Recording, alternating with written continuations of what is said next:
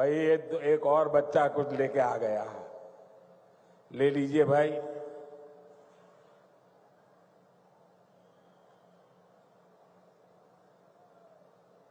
अब ये लोग भी मेरी मुसीबत जान लेते हैं। मां का चित्र लेके आते हैं तो मन करता है बस ले लूं।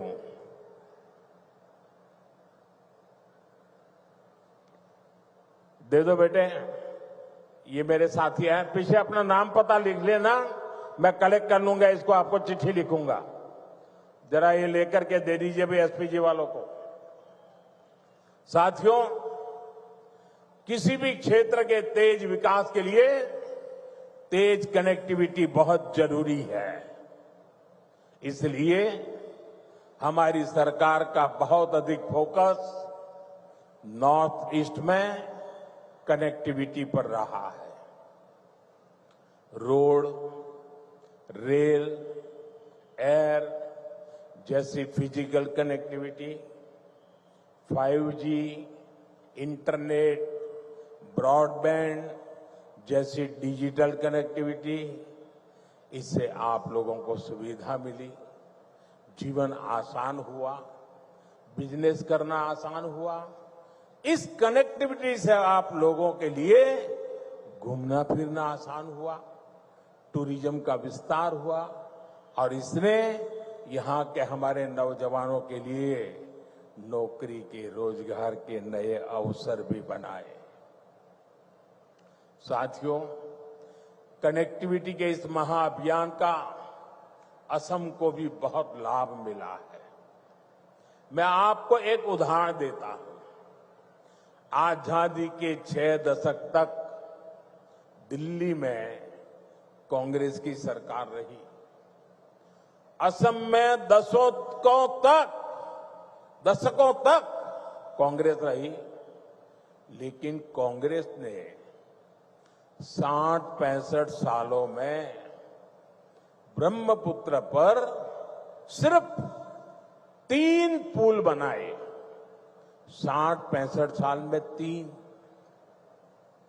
फिर आपने हमें सेवा करने का मौका दिया और 1 दशक में हमारी सरकार ने 6 बड़े ब्रिज बना दिए। 6 बड़े ब्रिज।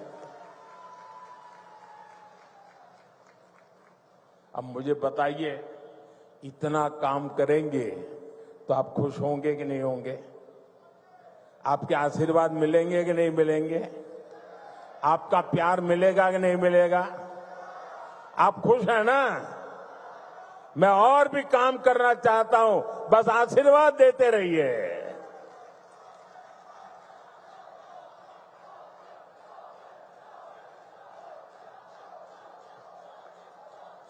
आज भी कुरवा नारंगी ब्रिज का शिलान्यास हुआ है। इस ब्रिज से गुवाहाटी और दरांग के बीच की दूरी कुछ ही मिनट की हो जाएगी। इससे आम लोगों के समय और पैसे की बचत होगी, ट्रांसपोर्टेशन सस्ता होगा, टाइम कम लगेगा, ट्रैफिक की परेशानियां कम होगी और इसके कारण कीमतें भी कम होती है। साथियों, नई रिंग रोड से आपको बहुत फायदा होगा। जब ये बन जाएगी तो ऊपरी आसाम की तरफ जाने वाली गाड़ियों को शहर में आने की जरूरत ही नहीं पड़ेगी। ये ring road 5 national highway, 2 state highway, 1 airport, 3 railway station और 1 इनलैंड वाटर टर्मिनल को आपस में जोड़ने का काम करेगा। यानी असम में पहली बार सीमलेस मल्टी मॉडल कनेक्टिविटी का पूरा नेटवर्क होने का ये है डबल इंजन की बीजेपी सरकार का विकास का मॉडल। साथियों, हम आज की नहीं बल्कि अगले 25-50 साल की जरूरतों के मुताबिक देश को तैयार कर रहे हैं, क्योंकि 2047 जब आजादी के 100 साल होंगे ना, विकसित भारत बना के रहना है दोस्तों। आपके लिए बनाना है, आपके बच्चों के लिए बनाना है, नौजवानों के उज्जवल भविष्य के लिए बनाना है। इसी कड़ी में मैंने लाल किले से घोषणा की थी कि अब जीएसटी में नेक्स्ट जनरेशन रिफॉर्म होगा। आज मैं इस रिफॉर्म की खुशखबरी के साथ आपके बीच आया हूं। आज से ठीक 9 दिन के बाद नवरात्रि का पहला दिन होगा। जीएसटी की दरें बहुत कम हो जाएगी और इससे असम के, देश के हर परिवार को फायदा होगा। रोजमर्रा की बहुत सारी चीजें और सस्ती हो जाएगी। हमने सीमेंट पर टैक्स कम किया है। इसके लिए जिसको घर बनाना है उसका खर्चा कम होगा। कैंसर जैसी अनेक गंभीर बीमारियों की अनेक महंगी दवाएं सस्ती हो जाएगी। बीमा कराना सस्ता हो जाएगा। और जिस नौजवानों को मोटरसाइकिल लेनी है, नई कार खरीदनी है, वो भी सस्ती हो जाएगी। आजकल आप देखते होंगे मोटर कंपनियों में ऐसी होड़ मची है, एडवर्टाइजमेंट दे रहे हैं 60,000 कम, 80,000 कम, 1 लाख रुपया कम, लगातार इससे जुड़े विज्ञापन दे रहे हैं। यानी माताएं बहनें हो, नौजवान हो, किसान हो, दुकानदार हो, सबका फायदा होने वाला है। ये फैसला आपके त्योहारों की चमक और बढ़ाने वाला है। साथियों, इन त्योहारों में आपको मेरी एक बात भी ध्यान रखनी है। मैं अपनी बात बताऊं? मैं मेरी बात बताऊं?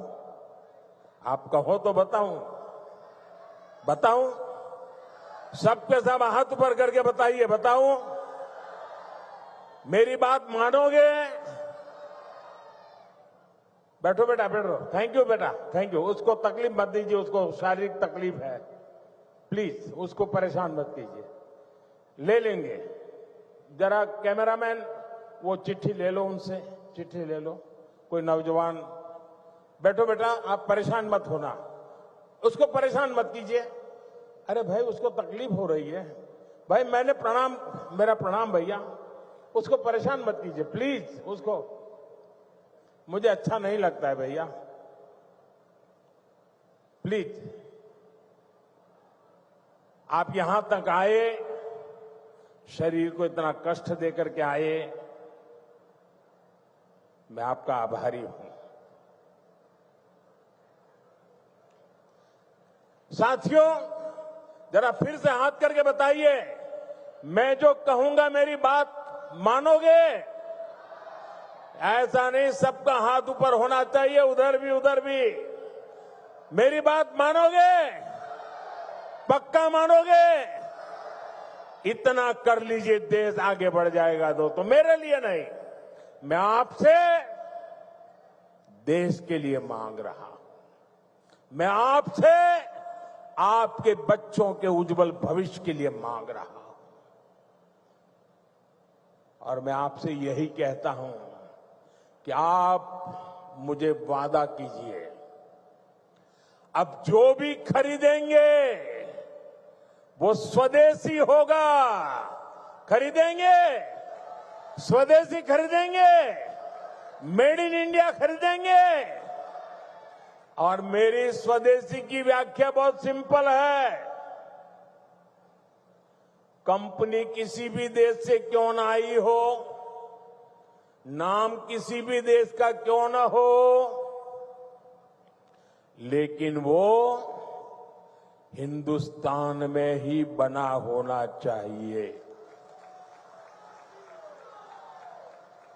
पैसा दुनिया के किसी भी देश ने लगाया हो, लेकिन पसीना मेरे देश के नौजवानों का होना चाहिए।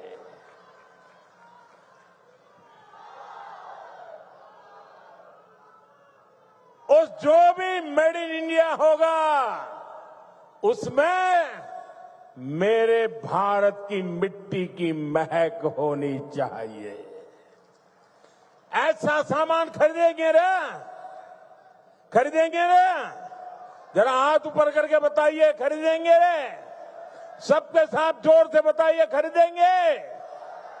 जोर से बताइए, खरीदेंगे? किसी को गिफ्ट देना है तो स्वदेशी देंगे। और जो दुकानदार माल बेचता है, मैं उसको कहना चाहता हूं, दुकान पे बोर्ड लगाइए। लगाएंगे? अपने गांव की हर दुकान पे बोर्ड लगाएंगे? उस पर बोर्ड लगाइए, गर्व से कहो ये स्वदेशी है।